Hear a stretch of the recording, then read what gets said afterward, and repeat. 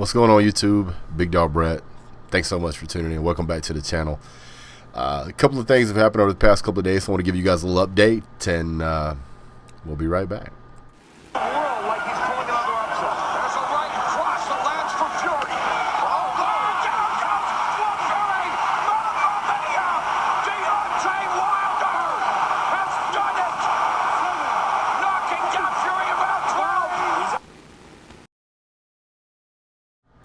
All right, guys. I couldn't resist. Obviously, UGA player has been arrested for criminal trespass, whatever that means. It seems like every single year we go through this. There's a player of some type who's at UGA who's getting arrested for doing something stupid. Last year was J.J. Holloman. Obviously, that was a problem. Kids smoking. There were some kids smoking some of the ganja. Apparently, Devontae Wyatt couldn't control his anger, so he ended up getting arrested. Apparently, kicked a dorm door. I guess there was a female involved, a girl he'd been dating or something or another. Anyway, there's some kind of domestic violence thing, even though they didn't charge him with domestic violence.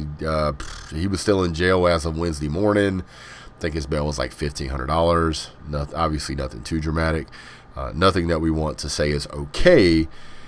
But in the grand scheme of things, this is very different than what happened last season with an individual who, hit a woman. So... But for whatever reason, we cannot seem to act appropriately in the off season. I know other schools have similar problems, but it just seems to be a magnet at UGA. We don't know why. We try to recruit the best players we can. Clearly, with the Zach Evans incident showing that UGA is only interested in players that are here to be interested in playing football and being fine, outstanding young men. We still can't seem to get through an off season without somebody getting arrested. So Kirby Smart said that he was very disappointed and that they were going to handle it internally. So I guess that means that this is not a problem.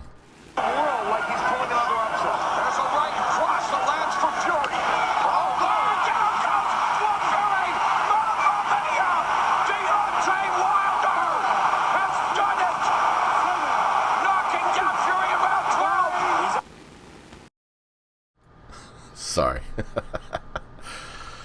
It's not funny that he got arrested. It just, at some point, you got to laugh at it, because if you don't, you're just going to beat your head against a table or a wall or whatever.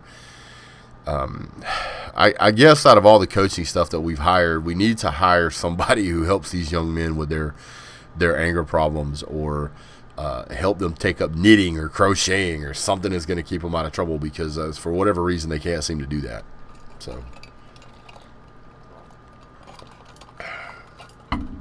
anyway, that having been said, I guess it's important that we recognize that a lot of Alabama fans are really not happy right now.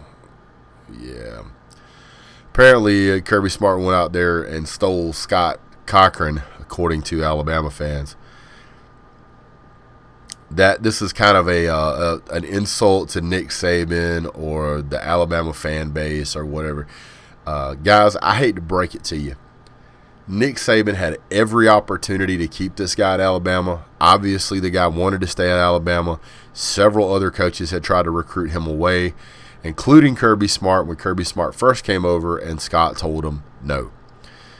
Scott Cochran has been the strength and conditioning coach over at Alabama for nigh on 12 years. He was one of the few remaining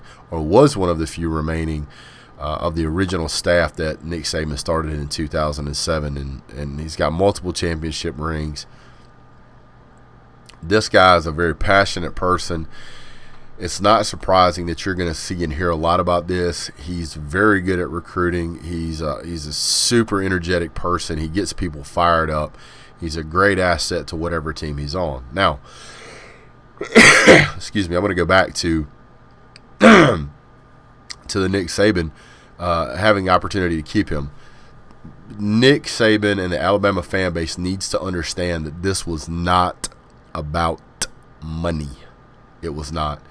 He wanted an opportunity to be an on-field coach.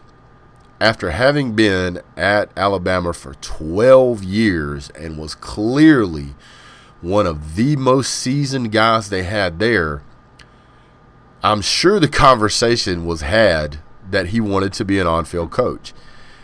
And apparently Nick Saban was never going to give him that opportunity. Kirby Smart said, I have an opening for an on-field. If you want it, come take it. And Scott Cochran did.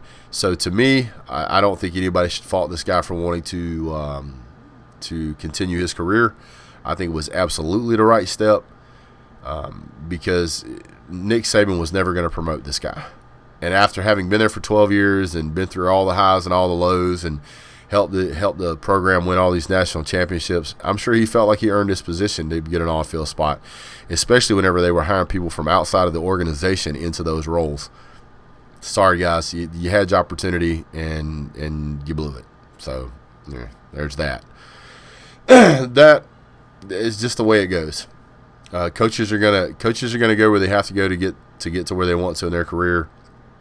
It's nothing personal. It's just business. So, heard somebody say the other day that Alabama fans haven't been this mad since they moved Sudafed behind the counter. I don't know if there's any truth to that, but that's what I heard. So, yeah.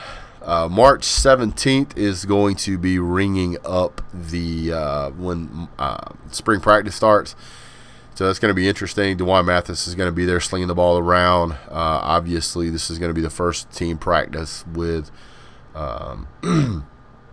Jamie Newman. We're also going to have some other guys on the field out there practicing around, so it's going to be really interesting to see how well those guys pick this up. They basically have 1 month to be able to come up with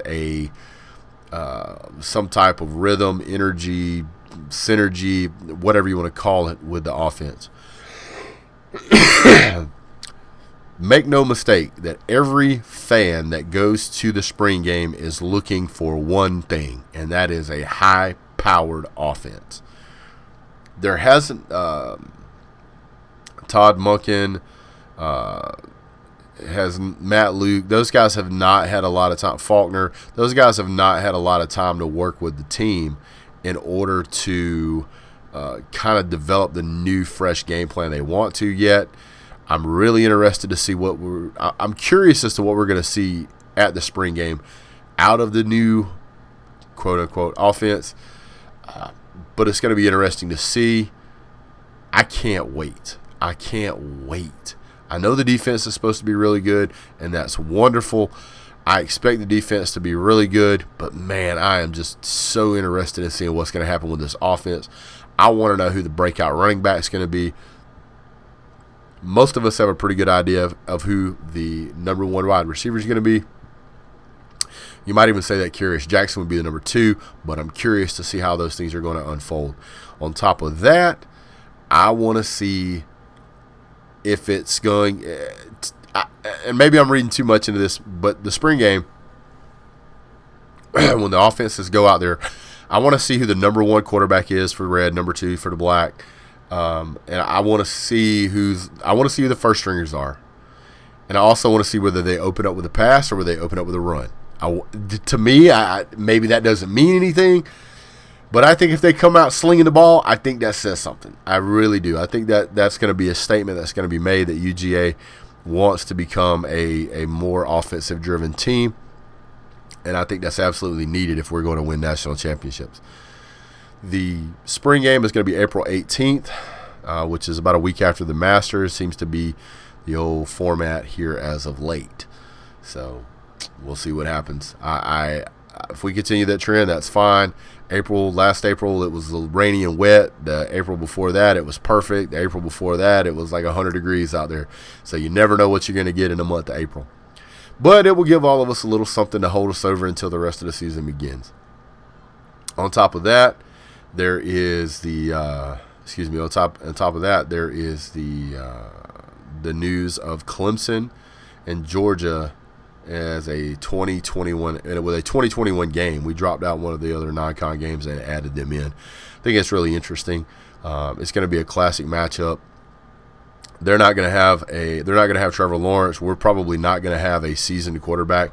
It's likely that Jamie Newman is going to run this season really, really well. And it's going to be difficult for anybody to take that job away from him, but that will give DeJuan Mathis or Carson Beck or anybody else the opportunity to kind of get rolling and get prepared for that game. Now, that having been said, I'm also very interested in who's going to be Georgia's starting quarterback because we play Alabama week 3.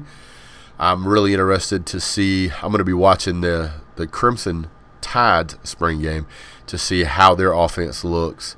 And I'm really interested to see if it's going to be as productive as they want it to be. I don't know that that's going to be the case. They've lost a lot of people, a lot of coaches, lost a really good quarterback. So we'll see what happens. I watched a little bit of the combine, but I just can't get into it. It doesn't impress me anymore. Once you leave college football, I kind of lose track of you. I mean, if you're going to be a guy that breaking records like Todd Gurley, Sony Michel, and Nick Chubb, then yeah, I'm going to kind of, that they did that. Oh, that's pretty cool. But am I going to tune in just to watch your team just because you play for it? No. I watch Super Bowl. I watch like I watch the division championships and the Super Bowls, and then that's pretty much it. But yeah. So like I said, I'm going to be going to the spring game. If you want to meet up there, that's fine. Leave a comment down in the comment section. My email address is bigdogbrett18@gmail.com. Not because I made it when I was 18, but because I made it in the year 2018. Still going to be doing my fan reaction videos, but those might be getting moved to behind the paywall. I may, over on the Patreon page, I may end up just doing my fan reaction videos a little bit differently. We'll see how it goes. We'll try it out. Facebook Live shows are over. The Facebook Live shows are on Facebook. I can't even talk today. The live shows are over on the Facebook page. So if you guys search for Big Dawg Brett over on Facebook, you'll find me. You can follow me over there. I've only done one live show so far. Still kind of getting used to that format, and I've been crazy busy. A lot of people know how that is. So thank you guys so much for the support. I really appreciate you guys tuning in. That's all I got for today. We'll catch you guys later. Thanks so much. Have a great day. God bless. Go Dogs.